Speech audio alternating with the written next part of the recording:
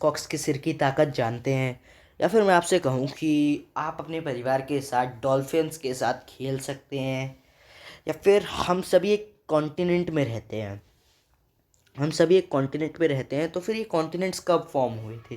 तो आज की वीडियो में मैं आपको कुछ ऐसे ही फैक्ट्स बताने वाला हूँ जिसके बाद आप लोग कहोगे यार भाई तू ऐसे फैक्ट लाता कहाँ से। तो चलिए शुरू करते हैं। Fact number 12। जो नेचर होता है उसमें कुछ भी वेस्ट नहीं जाता है। नेचर में कुछ भी वेस्ट नहीं जाता है। देखिए, एक पेड़ पे से जो एक लकड़ी का टुकड़ा भी जो टूट के गिर रहा है ना, वो भी वेस्ट नहीं जाता है। जैसे कि मैं उसकी मतलब आपको एक रिसाइकलिंग स्टोरी होती है, उसकी भी आपको उसकी रिसाइकलिंग स्टोरी बताता हूँ कि कैसे वो वापस से वो यूज़ में आ जाता है। वही जो पेड़ का टुकड़ा गिरा है, सबसे पहले उसके अंदर जैसे ही वो गिरता है उसके अंदर सबसे पहले स्लग्स और वुडलाइस आते हैं। फिर उसके बाद से उसके अंदर सेंटीपीड्स और स्पाइडर आ जाते हैं। फिर कुछ समय बाद उसके ऊपर फंगी मॉसिस फ्लावर्स उसके ऊपर उग जाते हैं और उसको पूरी तरह से ढक देते हैं। फिर बीटल्स उसको चबाना शुरू कर देते हैं, लकड़ी के अंदर ही अंदर उसको चबाना शुरू कर देते हैं। और फिर उसमें उसमें रहने के लिए रेप्टाइल्स आ जाते हैं, जैसे कि लिजर्ड्स और स्नेक्स यानी कि छिपकली और सांप। फिर कुछ समय बाद 100 से भी ज़्यादा इंसेक्ट अपने अंडे या फिर अपना खाना स्टोर करना शुरू कर देते हैं। और फिर बर्ड्स वहीं से उनके अंडों में से जब न्यूबॉर्न बेबी निकलते हैं तो उनको ले जाके उन कीड़ों को ले जाके अपने बेबीज़ को खिलाती हैं।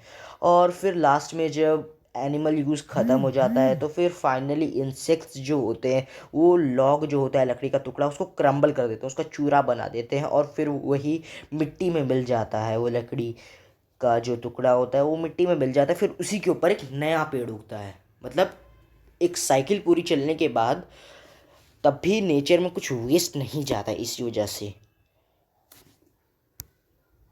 Fact number 11।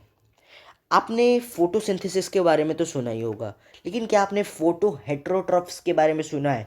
फोटो हेट्रोट्रॉप्स ये एक टर्म होता है जिसका मतलब होता है certain varieties of bacteria that need chemicals other than carbon for photosynthesis. मतलब जैसे कि आप अपने घर में खाना बनाते हो, आपको खाना बनाने के लिए तेल तेल नमक हल्दी ये सब चाहिए। उस नमक हल्दी तेल को बनने के लिए भी कुछ सामान चाहिए होता है।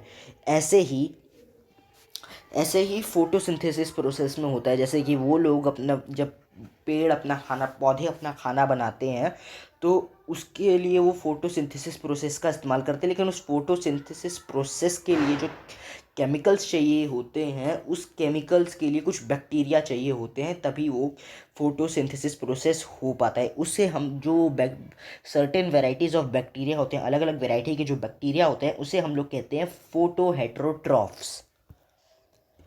Fact number 10। सुडोको।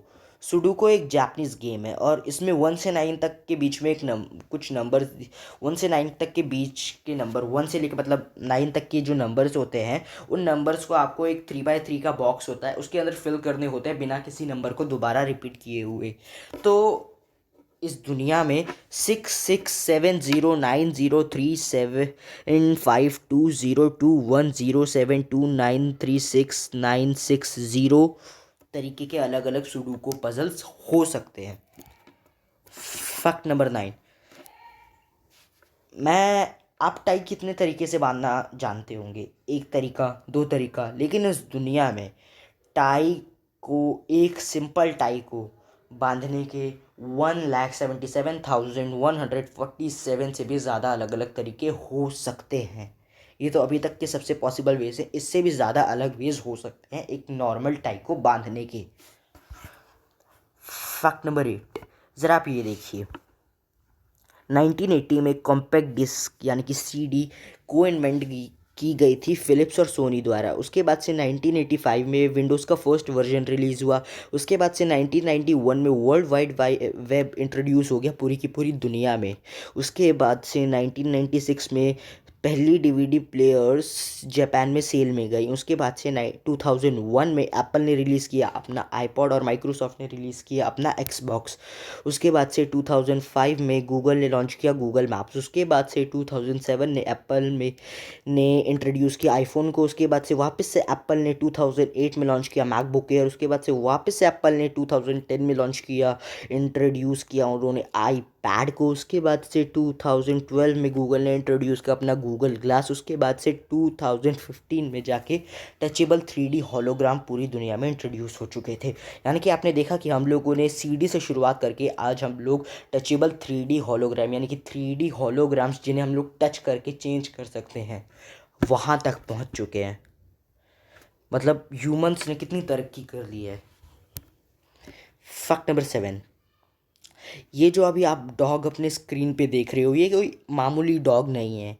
ये डॉग 21,000 करोड़ से भी ज़्यादा का यानी कि 21,000 करोड़ से भी ज़्यादा का अकेला मालिक है। $350 मिलियन से भी ज़्यादा का ये मालिक है और इस कुत्ते का नाम है गंथर। फैक्ट नंबर 6, जैसा कि मैंने आपसे कहा था कि आप एक मस्कॉक्स के सिर की ताकत जानते हो, तो एक मस्कॉक्स के सिर की ताकत इतनी होती है कि अगर वो अपने सिर से किसी चीज़ को मारता है तो फिर जो उस चीज़ को जो फोर्स फील होने वाली है ना वो ऐसी होती है कि जब एक 27 किलोमीटर यानी कि 27 किलोमीटर पर आवर की स्पीड से कोई कार जब एक कॉन्क्रीट की दीवार से टकराती है तब जो फोर्स वो कार फील करती है वैसा ही वो चीज़ फील करती है जब ये अपने सिर से मारता है और इसके सिर का निक नेम है the armour head.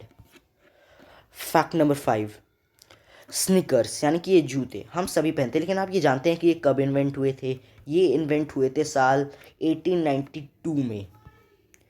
Fact number 4, ये जो आप अभी डायग्राम देख रहे हैं ये कोई मामूली डायग्राम नहीं है। ये एक हेलीकॉप्टर का डायग्राम है जिसे लियोनार्डो डा विंसी ने डिज़ाइन किया था। वही लियोनार्डो डा विंसी जिन्होंने मोनालिसा की फेमस पेंटिंग बनाई थी। फैक्ट नंबर 3, जैसा कि मैंने अभी आपसे पहले भी कहा था कि आप लोग डॉल्फिन्स के साथ खेल सकते हैं, तो ये बात सच है। दुबई अटलांटिस में एक एक्वा वेंचर पार्क है। मैंने एडवेंचर नहीं कहा है, मैंने कहा है aqua venture.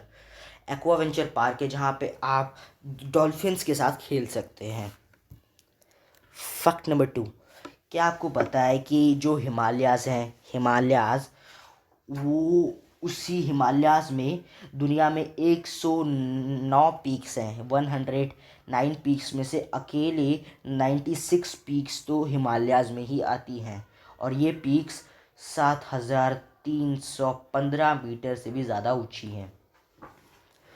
Fact number 1, continents हम सभी एक कॉन्टिनेंट में रहते हैं, लेकिन क्या आपको पता है कि कॉन्टिनेंट कब बने थे? तो फिर आज मैं आपको यही बताता हूँ। तो सुनिए, कॉन्टिनेंट्स आज से करीब 220 मिलियन साल पहले यानी कि 22 करोड़ ईयर साल पहले सारे कॉन्टिनेंट्स एक सुपर कॉन्टिनेंट में जॉइन थे जिसे हम लोग कहते हैं, आज साइंटिस्ट ने उसको नाम दिया सुपर कॉन्टिनेंट ऑफ पानगाय। और ये सारे जो कॉन्टिनेंट्स ये सुपर कॉन्टिनेंट जो ऑफ पानगाय जो था वो एक जाइंट ओशन से सराउंडेड था जिसे कहते हैं हम लोग पैंथलासा, मतलब ऑल सीज। और फिर दो 2 करोड़ साल पहले 22 करोड़ साल पहले 22 करोड़ साल कह रहा हूँ 20 करोड़ साल पहले पानगाय दो हिस्सों में बट गया। एक का नाम पड़ा लॉरेशिया और दूसरे का नाम पड़ा गोंडवाना लैंड। और जब ये सेपरेट हो गए तो ऐसा कहा जाता है कि ये लैंडमास जो थे ये सेपरेट हुए थेताइस सी की वजह से, थेताइस सी।